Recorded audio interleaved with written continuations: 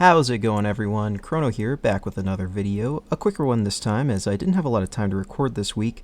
I kind of just wanted to talk about my experience at the regional and how my run went, as well as the current meta for One Piece, so I figured I'd do that with some random ranked games playing in the background.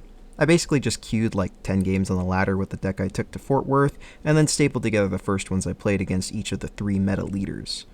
Not sure if you guys would like seeing vids like this, or maybe the commentary over the latter games. I'm still in the stage of this channel where I just kind of throw things at the wall and see what garners interest, so let me know in the comments which you'd prefer. Or maybe I could try to do a mix of both. Because I usually record the gameplay, I chop it up, and then I get rid of the excessive wait times in people's turns, and speed up the whole video by 1.5, then just talk over it, but this time I've left the games at the original speed and without cuts, since it's just a backdrop anyway, and I won't really be talking about any gameplay.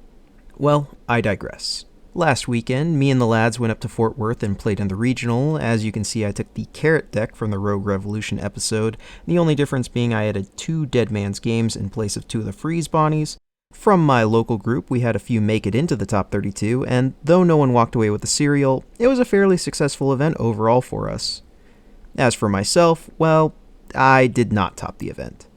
In fact, I didn't even finish the main event as I hit 3 losses in the 5th round.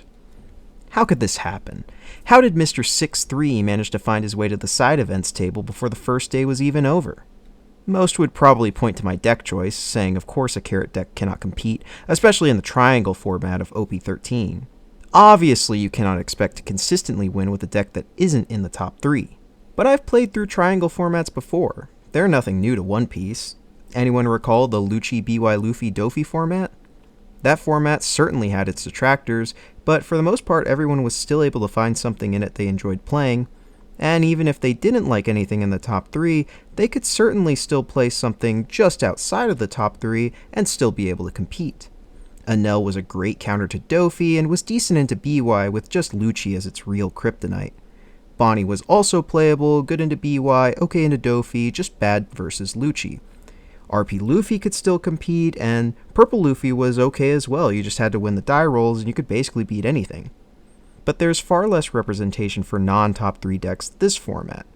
Are the top 3 so far above everything else around? I would argue they aren't untouchable. After all, Roger stands as a decent counter to Emu and is alright into Ace as well, only really losing to Zoro. Bonnie is in a similar spot, but is instead weak to Emu instead of Zoro. And I would actually argue that my Carrot deck fits that spot as well. It's perhaps even slightly better than Bonnie at handling Emo, giving up just maybe a few percentage points into the Zoro deck comparatively. And then RG Luffy as well as Chopper both seem like very solid decks right now, one being extremely defensive and the other as hyper aggro. Each of them lean on the 9-cost Zoro as their game closer. Not to mention Purple Luffy can really ruin Ace and Emu's day with a Magellan or 2. So why don't people really play these decks all that much this time around? You know, where's the anti-meta? This is a question that I can't really think of a definitive answer to, but my best guess would be that the main reason is that most people that would be on Rogue decks have decided to just take a break from the format. I'm a guy that tends to play Rogue, and I've found a Rogue deck that I feel like can win and that I like, so I'm satisfied, but I had to do a lot of digging through garbage and playtesting to get there. And not everyone is going to have that kind of time or patience to play lists that don't work long enough to find one that does, which was part of the impetus behind Rogue Revolution as a series. It was made to help people find something to play in this format outside of the top 3 that can work against the top 3, so that people that are looking for something fresh can find it. But deck variety can't be the only reason people don't like the format. After all, OP02 only had like 3 viable leaders, and all 3 continued their dominance through OP03, and for a lot of people that was peak One Piece. So there has to be some other reason that the current format just doesn't vibe with some players. As I sat there at the side events table, commiserating with my fellow X3 players and competing for scraps from the prize booth, I noticed a trend amongst my opponents. A commonality in their lamentations. Ugh, I can't believe I lost another die roll. I haven't won a single one all day. Oh, thank goodness. You know I only won 1 die roll during main bracket? Great. Another 2. Well, that's just been my luck today. They were all low rolling their dice that day. Yeah, well, I was too. I didn't win a single roll in Fort Worth till the side events.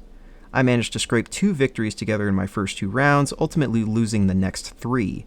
And then in side events where I won the die rolls, I was mopping up the competition, winning 3 back-to-back all against Emu players. You might say it's just coping. Of course, the people who lose are going to blame the dice, much easier than admitting faults in their gameplay. After all, the best players are able to find success in spite of the die roll, scraping together win percentages with optimization and sharp decision making. And that's very true.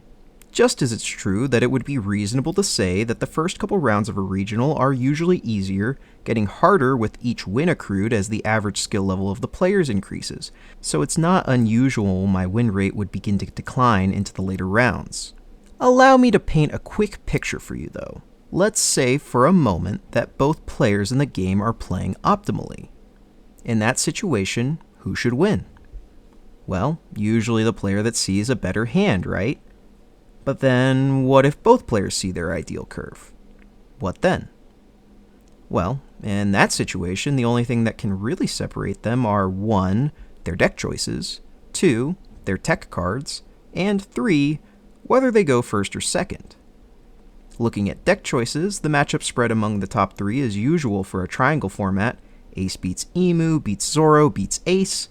So with an ideal hand out of both, this is what will usually occur. Tech cards might claw some games back, but there's very few in this format. Maybe a total of 4 cards could be different between lists, and none of them are particularly matchup warping. Perhaps a Vista or Yamato and Ace, a Shirahoshi or Garp event for Emu, and then maybe an extra Dead Man's Game in Zoro. The lists are all fairly tight because they're already optimized to compete with the rest of the triangle. So then that just leaves the die roll. And I haven't looked at the matchup chart in a while, mostly because I don't pay to see those stats, but as far as I can tell, winning the die roll can turn each of these matchups on their head. Emu is suddenly able to beat Ace, Zoro can suddenly beat Emu, and Ace is beating Zoro. So maybe the first part about the matchups didn't really actually matter at all. Maybe we're all just playing die roll decks. Okay, but surely there's still skill expression in these decks, right? Only strong players can play optimally every game, right? Well, the ideal plays for these decks are much more linear than they were in the past. Ace really is just going to be going for Searchers into play Marco, into play Jozu, into the 8-cost event to play his 10-beards, and then play 10-beards right up until the Roger turn. Zoro has a little more finesse with his law plays, but his game is made or broken based on how many 4-cost Zoros and Tashigis he gets. And then there's Emu, the deck heralded as the most skill expressive of the 3, where there's a lot of micro decisions on when to counter or take damage, what to counter with, what to grab off of searches, what to discard from hand, memorizing what's left in the deck so you know what will be in your life, yada yada yada. And these things are very important. If you didn't win the die roll. Because if you did, you can pretty much just play a Searcher, any of the 4-cost on turn 2, go for Mars on 3, trade and put up blockers while holding up a Dawn or 2 for your 8-Dawn turn, and then you're just playing 5 Elders for the rest of the game.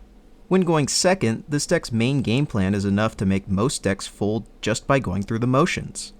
When you do end up having to go first, you still basically do play this line, you just do it a turn slower, which makes everything a little bit harder as you try to hang on until your 10-Dawn turn. And this isn't even anything new either. BY Luffy was the old deck that tore through itself looking for pieces, and then set up a powerful end board turn after turn to grind out the opponent, and when it got to see its stuff, it felt similarly oppressive. So my problem isn't with the power level of the Emu deck, but rather with all 3 of the top decks. Once you get to know the ropes of each of these decks, you'll see that they're all quite linear in their game plan.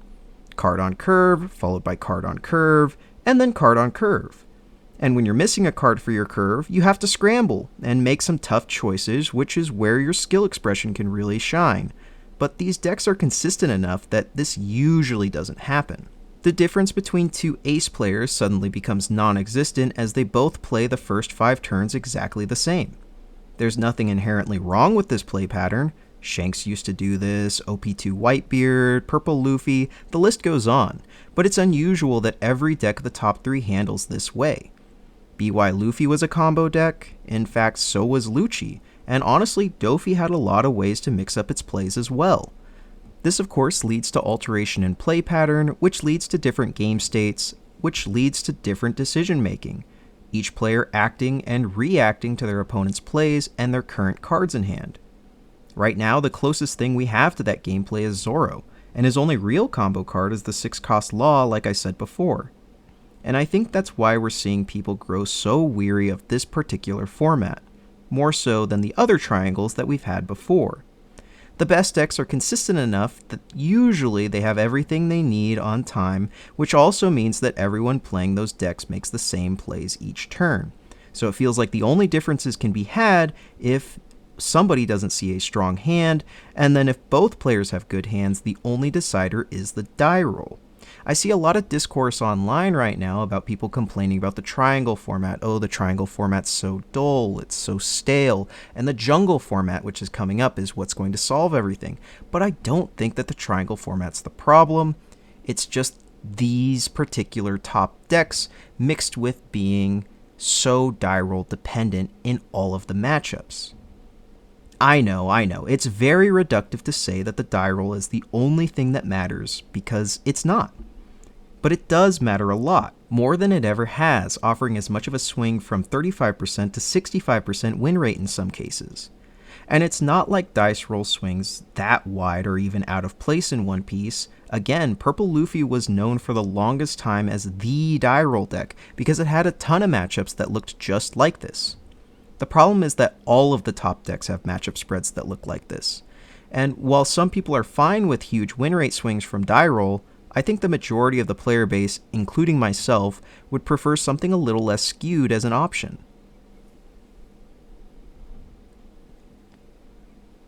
Rolling the dice is fun, but if that's the main determinant in who's going to win my game, then why are we taking our time to play with these One Piece cards in the first place? Well, that's just my thoughts on the topic anyway. I don't really mean for this to be a doomer rant about how this format is cooked and One Piece is dying or anything like that, but my locals do have noticeably less attendees, and this 1,000 person Fort Worth regional only had 600 players in the bracket. So clearly something's happening. And while I'm still having fun with my Carrot deck, the deck, by the way, is an absolute joy to play when everything actually comes together. It's probably my least favorite meta I've been playing in, even worse than OP08. And I think for me the main cause is the die roll. It's just too powerful for every matchup right now. Maybe it's the holidays, maybe people are just more interested in the hot new Riot card game Riftbound. I'm still enjoying my time with the game, but all I can say is OP13 can't come fast enough. Till then, I'll just be jamming with my minks. Well, if you made it this far, thanks for listening to me yap about One Piece. I do like just talking about it, so I appreciate when people listen. Thanks for watching, and I'll see you all in the next one.